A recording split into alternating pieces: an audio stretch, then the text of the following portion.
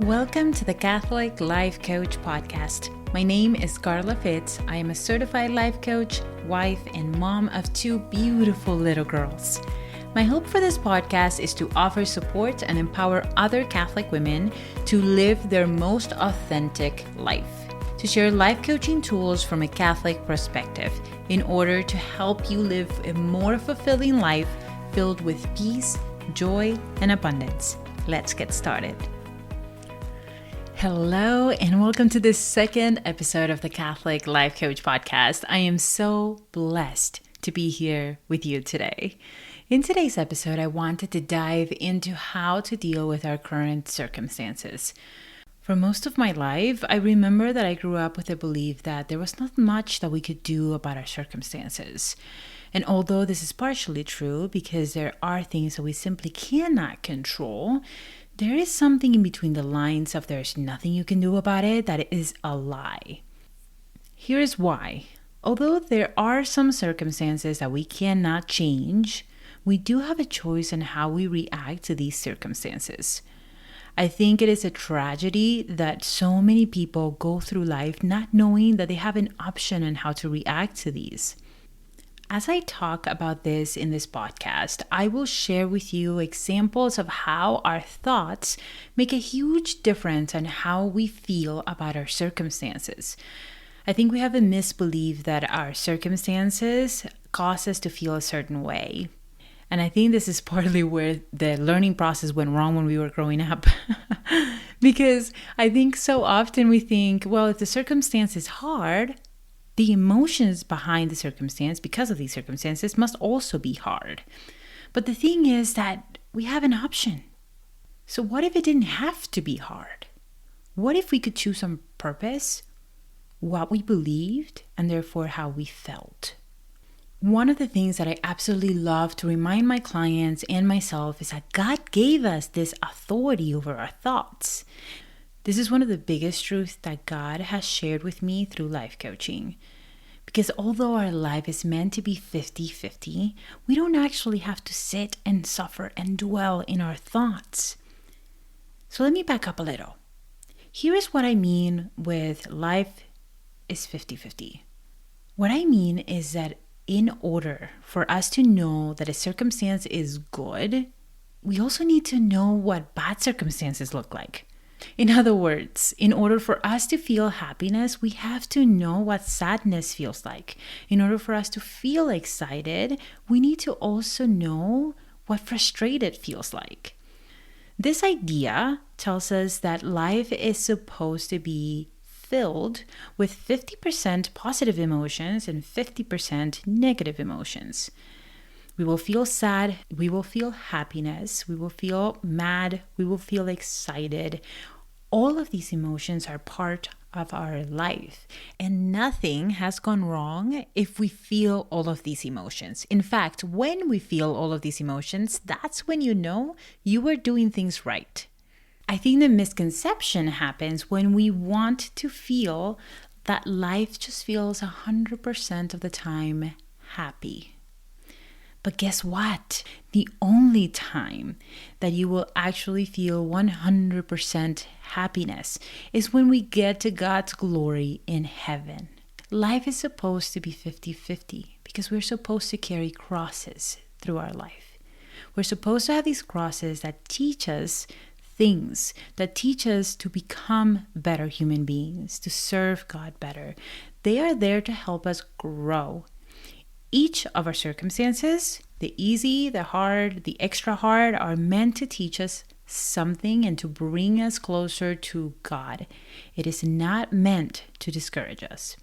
So when we learn to accept that life is supposed to be 50-50, and we give up the necessity of always trying to make it feel amazing, we are actually able to embrace the hardships in a different way.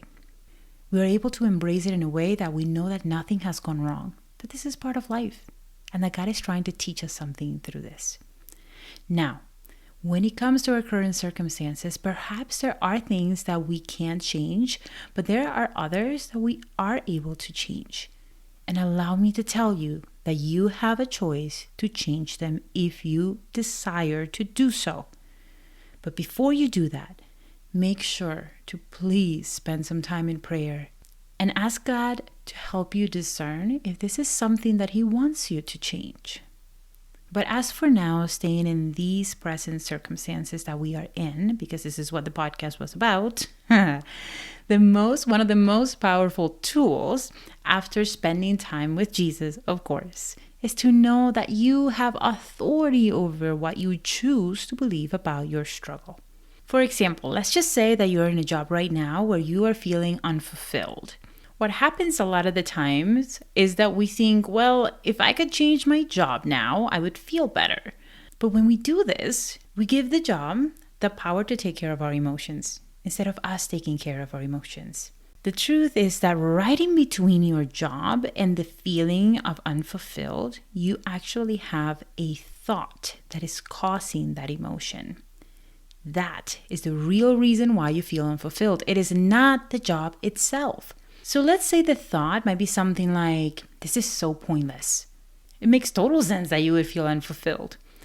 But the problem is that when we blame the circumstance without first noticing our thoughts, we are left completely powerless. So then when we try to change the job because we think, well, if I change the job, I will feel more fulfilled. Sadly, what happens afterwards is that you will change the job and you will feel better for a little bit. And then you go right back into unfulfilled. Been there? I've been there. This happens 99% of the time because this is like putting a Band-Aid on a wound. It covers it up, but it does not heal it. In order for us to heal these thoughts and these beliefs, it is necessary to become aware of them, to work through them, and to welcome God in those dark spots of our life. The truth is that we have a choice on what we believe. Someone else might have the exact same job and think something along the lines of, this job is helping me provide for my family, and they will feel grateful. Another person in the exact same job might have the thought, this is just a step in the right direction. This is helping me get to where I want to go. And the feeling from that thought might be something like hopeful. The job is still the same, but the emotions changes when your thinking changes. It is powerful, my friends. So powerful to know that we have a choice. Ask yourself the following couple of questions. What is God asking me to do? How is God helping me grow through this time? Connect with Him. Connect with His amazing grace and with His incredible love. I want to share with you guys a personal example on how our thoughts are the ones creating our emotions and not our circumstances. So as you may already know, I was 100 pounds overweight.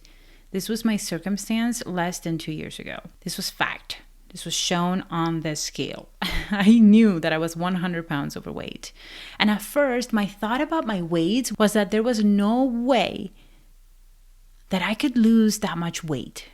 I had gotten to a point in my life where losing that much weight seemed impossible. I felt so discouraged. And for a very long time, I believed that I felt discouraged because I was 100 pounds overweight.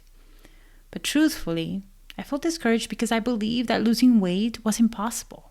Here is what happened when I started learning that I had authority over my thinking, that God was calling me to be free from this extra weight, the desire for sugar and other foods, and that He was wanting me to change the trajectory of my life. I started practicing the thought, I am on my way to being healthy again. I started believing that losing 100 pounds was going to eventually happen for me, that I was going to enjoy my journey. I was in no rush, and I believed firmly that I would be healthy again and that this was going to happen for me.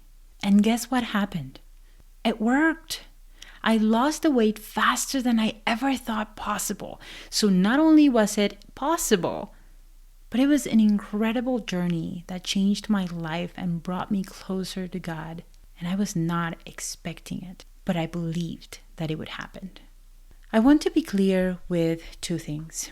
I think life coaching gets a bad reputation because we believe that if we have a firm belief that this is going to happen for us and we believe in our potential, this means that we take matters into our own hands and we leave God out of the equation. What I have found is that this is far from the truth. I believe that God is at the front, in the middle, and at the very end of each and every one of our equations. There is nothing that we can do without Him. Nothing. But if He does give us the desires and He calls us to take action with Him, we must take this action. Let me just give you an example from this exact scenario where I was trying to lose the weight. God was calling me to change my life. He was calling me to follow Him and to ask for help. But I had to take the original action of asking for help to someone and feel vulnerable and fast and follow a plan that was beneficial for me in order for things to actually start changing. I think so often we want things to kind of just happen quick and easy. And truly, the biggest journeys in our lives are the ones that are not so easy, are the ones that when we are going through them, we are learning in every step of the way. And I think this is exactly where the second thing that I wanted to clarify with you comes in. And it is the fact that God is asking us to trust Him.